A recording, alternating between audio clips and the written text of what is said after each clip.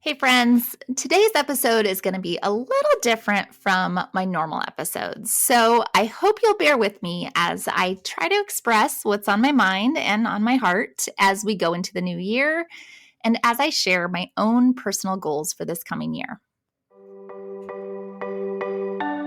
Welcome to the Feel Better, Live Free podcast brought to you by Thinlicious. I'm your host, Ruth Soukup, and here we'll talk about everything from the science of weight loss to practical tips for making your health a priority in the midst of a busy life. It's a little bit nerdy, a little bit funny, and a little bit revolutionary. So buckle up, friend, because it's about to get real.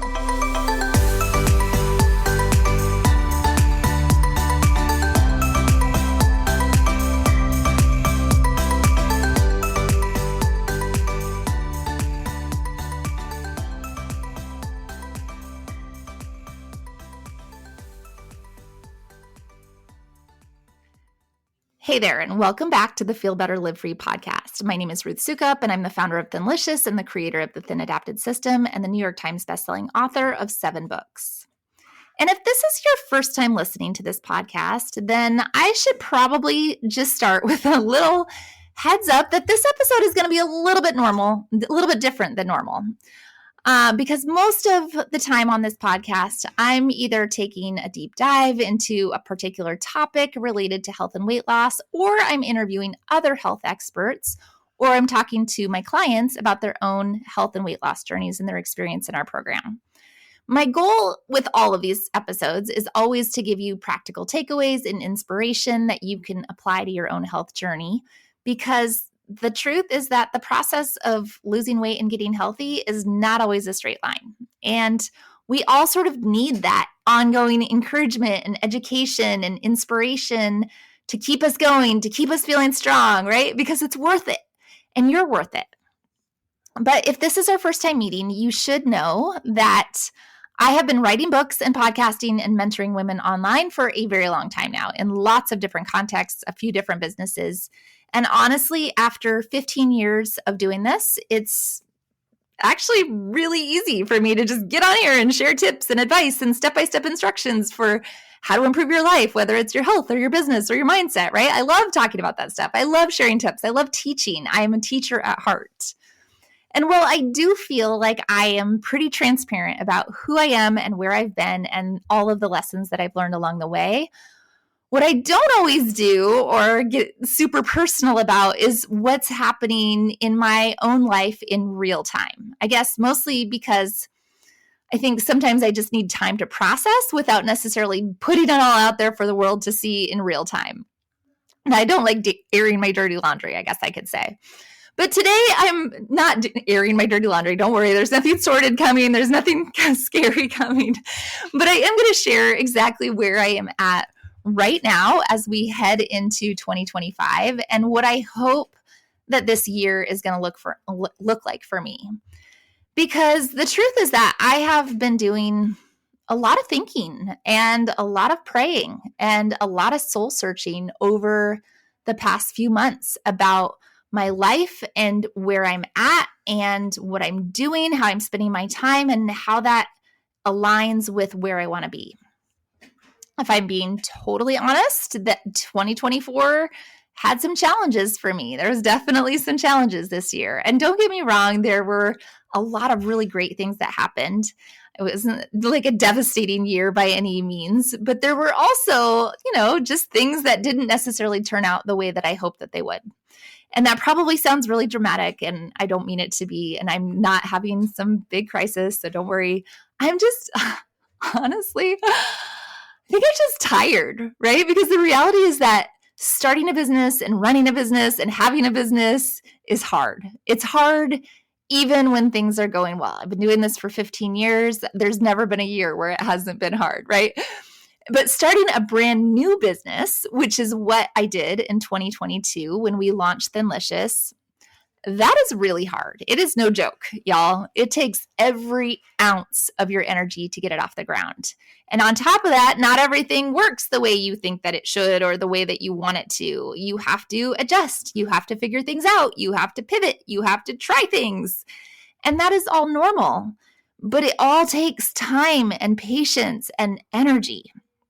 And so that is kind of where I'm at right now. For the past 3 years since starting this new company, I have been going pretty much nonstop, working a crazy amount of hours. I am up at 4 a.m. every day, sometimes even 3 a.m., and I work until 5 or 6 at night, even just to try to get it all done.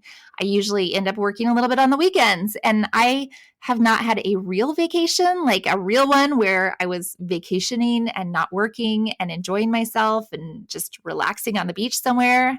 I have not had a real vacation in 3 years. And please understand that I am not saying this to complain, and I hope that it does not come across as whiny, because I don't mean it that way at all. I do not feel sorry for myself. I love what I do. I love what I do. Like, honestly, I am so incredibly passionate about the work that we are doing with Thinlicious. This is my 4th business, and I've never been more excited about the way that we are helping women change their lives through transforming their health. It is what gets me up in the morning. It is what keeps me motivated. I don't have to motivate myself I don't even set my alarm for 4 a.m. I just pop out of bed, right? I know that we are doing amazing work in the world, and I love it. I always say I have the best job in the whole world, and I mean it.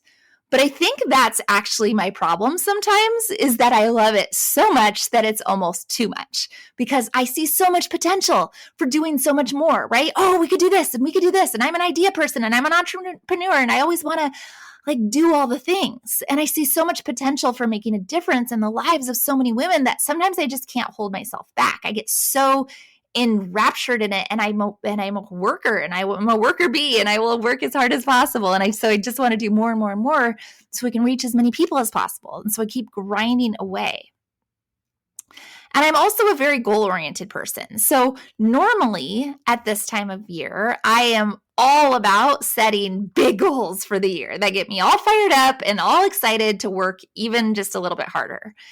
And I don't think there's anything wrong with that, right? I love goals. I love setting goals. I love making plans to achieve those goals. I love helping other people set goals and make plans to achieve their goals. I had a planner company for 10 years. And I think that there are times and seasons where you need that drive in your life, because that's how you get things done. That's how you get to the places that you want to be. It's the only way to get what you want, is to say, here's what I want, here's how I'm going to get there, and then take the steps to get there. All that to say, this is harder to say than I thought it was going to be. But all that to say, this year, my heart, or maybe God, has been pulling me in a slightly different direction. And it's different because, like I said, I'm a very goal-oriented person. I'm a driver. And yet the call that I am getting for the first time in many, many, many, many, many years is not to do more, not to add more things or more projects or more ideas, but to actually do less, to rest, to spend less time working and more time living. And I actually wrote about this a little bit in my weekly newsletter a few weeks ago, in my Truth Bombs newsletter. I don't know if you get it. If you do, or if you don't and want to get signed up, you can go to ruthsukup.com to get signed up. But I wrote about this, how I had been sort of wrestling with this really big life question of where to focus my time and energy, and how I had been spending a lot of time praying specifically for clarity.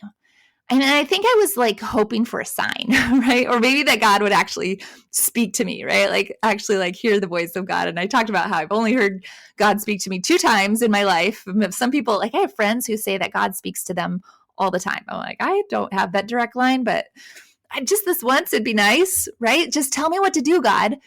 And for months, I felt like it was like radio silence, no clarity, no answers. I just was spinning around and around and around in my head. And then all in one week, a couple of big things happened.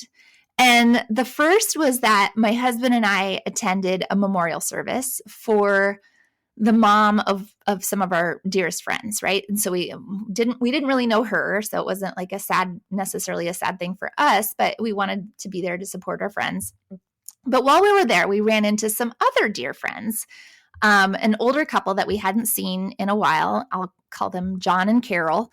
And they are both in their 80s, right? We were friends. They were friends from our old church, and they were like surrogate grandparents to my girls. They were amazing. They lived just down the street from us, and they would babysit for us all the time. But they were always the most active couple that I knew. Like Carol played tennis regularly, and John used to ride his bike for miles. Like he'd bike like 25 miles a day. And they never had their own children, but like I said, they were just wonderful. They loved children. They were wonderful to our girls. They were active in our church. They had this great circle of friends. And I just would look at them and think, gosh, that's how I want it to be when I'm retired, right? Like I want to be active like that. I want to be playing tennis every day. I want to be like doing all the things. And sadly, for the past few years, things have been very different for them. John has had a number of health issues, and now he needs dialysis 3 days a week. And Carol was telling me all about it. They have to get up at 3:00 in the morning and go. And then she thought that was going to be good because then they would have all the rest of the day. But he goes to dialysis, and then he's completely exhausted and beat the rest of the day. So that's 3 days out of their week.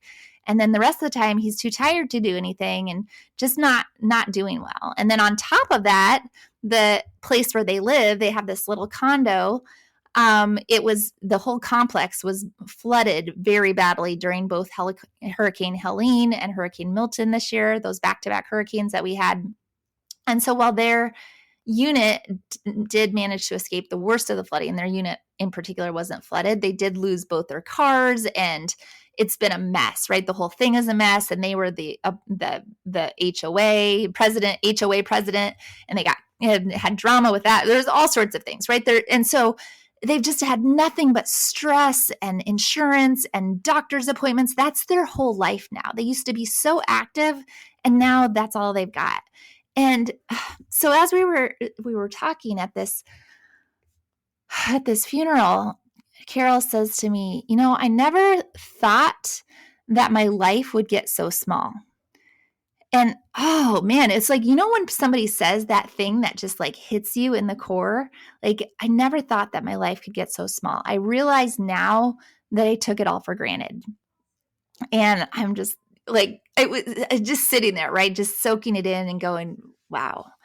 Because it was the same thing that I've been wrestling with. And then she kept going. She's like warning me, right? She's like, I'm telling you, Ruth, do not waste it. Make the most of every day. Spend more time with the people you love. Do all the things that you want to do. See the places that you want to go, because you never know when that won't be available to you anymore. Whew. And it was a gut punch. And then I got the double gut punch, because a few days later, we went to a Christmas party that was hosted by another set of friends. I'll call them Matt and Tracy. And Matt was once a commercial pilot, right, for a big airline, I think American Airlines. And then a few years ago, he had a massive stroke. And now he's basically an invalid. He needs 24-hour care, can't even leave him for an hour to go to the grocery store. And Tracy's words to me at the party, because she had this party because she can't really leave the house. So she wanted to have people over. And well, Matt just sat in a chair. He couldn't even really converse with people. And she said, I never thought this was going to be my life. We had such big plans, and now I can hardly even go out. You just never know. You have to make it count. 2 people, same message, same week, within days of each other. And for me, that message was as clear as if somebody had slapped me across the face, right? It was, stop waiting to slow down. Stop waiting. Stop thinking that you need to slow down. Do it now. Do it while there's still time. Because here's the other thing in my life. My husband, Chuck, who's amazing, who I love dearly, the love of my life, he is 20 years older than me. And a few weeks ago, he celebrated his 66th birthday. And he's great, right? He looks younger. He looks younger than he is. He's doing great. He's super active. He's healthy, all the things. He might have many, many years left, but 66 is not nothing. And I don't want to look back in 10 or 15 or 20 years or however many years we have left together and wonder why I spent so much time working when I could have been spending it with him. So that is my biggest goal for 2025, to spend more time living than I do working. So for me in practice, because you got to have a plan, right? In practice, it means that instead of working 14-hour days, 5 days a week, I am going to cut it down to 3 days a week, which if you're counting is still a full work week. It's just packed into 3 days instead of working 70 hours a week in over 5 days. I have also already blocked out all of my vacation time for the entire year, because I know that if it does not get blocked out early, it does not happen. And it just so happens that we have a lot of weddings to go to in 2025. I think we were up to like 6 or 7 weddings, including one in Mexico. One of my nieces is getting married in Mexico, and another niece is getting married in Italy. So that will be a lot of fun. And the thing that I want to spend a lot more time on this year is my little farm in the country. And I think I've talked about this a little bit. We moved to our little farmhouse about a year ago, and this was like our dream property, right? That we literally spent years and years and years searching for.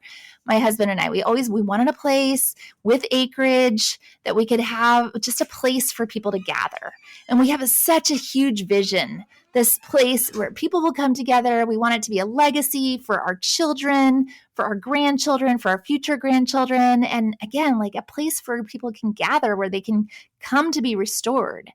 And so we after literally searching for almost 10 years for this place, we found it almost only a few miles from where we were living, which is really cool because we didn't have to move to a different state. I mean, we looked in Georgia, we looked in Tennessee, we looked everywhere. We've been looking for this perfect place, and it turns out it was right in our own backyard.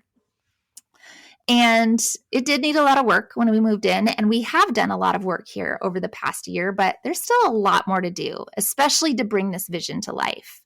And frankly, I want to have the time and energy to actually dive into like a new hobby, right? I want to get into homesteading. I want to give myself some chickens and maybe 1 or 2 of those cute little mini Highland cows that I'm begging my husband for. I want to learn how to garden. I want to bake my own sourdough bread. I want to make my own pickles. And also, one of the big projects that we have planned for this property is to build out the bottom level of our guest house and turn it into kind of like a mini conference room. It would seat probably 14 to 16 people, but something where I could host mini events, little retreats where people could come and be restored. But first, I think I need to be restored. And so that's actually the word that I chose as my word of the year, restore. And I guess that means that 2025 for me is going to be a year dedicated to replenishing my energy, to cultivating peace by spending lots of time with family and friends, by growing in my spiritual walk, by spending time in nature outside, and engaging in just creativity and creative pursuits at home. It's the first time in 15 years that my big goal for the year has not been business related. And that it's a little bit scary for me, but it also feels pretty good, right? And I have to have faith. It's asking me to walk in faith because I have to have faith that it's going to be okay. It's scary for me you get into scarcity mode, right? From a financial perspective, like, ooh, what happens if I step back a little bit? Is everything going to fall apart? But I am not abandoning my business by any means, nor am I any less committed to the work that we are doing at Thinlicious. And I have to remind myself that I don't do this by myself, right? We have an incredible team of coaches and employees who make all the magic happen at Thinlicious. I honestly do very little. I do this podcast and I do Instagram, and I'm the thing that people see, but I'm not necessarily the one doing all the behind the scenes stuff. And they really are so amazing and talented and so dedicated. And that is what means that I can easily step back from even more of the behind the scenes stuff, and our company won't really skip a beat. And that way, most of my work time will be still dedicated to the stuff that people see and hear on the front end. So it won't really feel any different, whether that's on Instagram or here in this podcast. Honestly, if anything, I think that it will make me a better health coach and a better mentor, and give me so much more insight to share and things to talk about. So that's that. I'm going to be a little homesteader. But that's not totally all. This year, I would like to write a new book. I can't believe I'm saying that out loud in a public space. People have asked me, people ask me that for so long, and then finally they stopped asking. But it has been 5 years since my last book, and I've had a book brewing in me for a while. Like I don't know. I think, sometimes there's just something that's inside of you that you can't keep it down, that you like a songwriter has to write songs. Like Taylor Swift can't help herself. She just writes songs and keeps creating more albums, right? That's how I feel like book writing is for me. But because I was so busy with so many other projects, I just kept pushing it off, right? Nope, it's not the time. I'm not going to do that. Nope, it's not the time. But at heart, I am a writer. I am a writer of books, and I have a book in me. So hopefully this is the year where I actually have the mental space to let all of those words flow. I love writing. I love book writing. Like I love the process of it. It's different. It's a different kind of writing because you're putting together a long thought that has to all flow together, and it just requires a lot of space. So yeah, that's where I'm at, guys. That is where I'm at this year.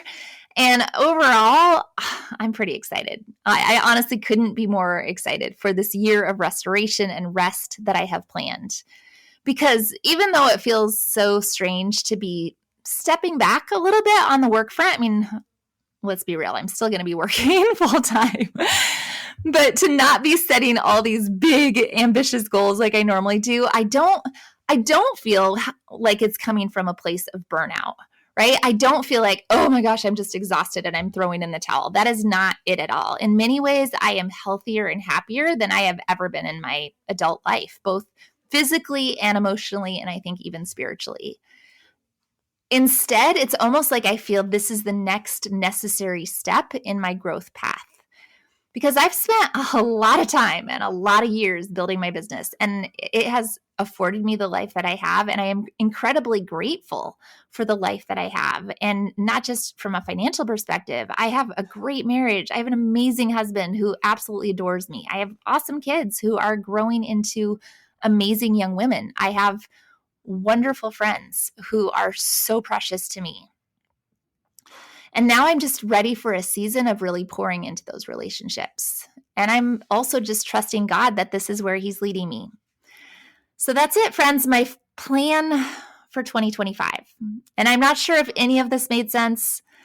I'm sorry for rambling on, but thank you for listening and hearing where my heart is at as we go into the new year. And honestly, I would love to hear what you have planned for 2025 as well. So know that you can always find me on Instagram, or you can email me at ruth@ruthsukup.com. I do respond to emails. I try to respond to all my emails. So email me there. I love hearing back from you.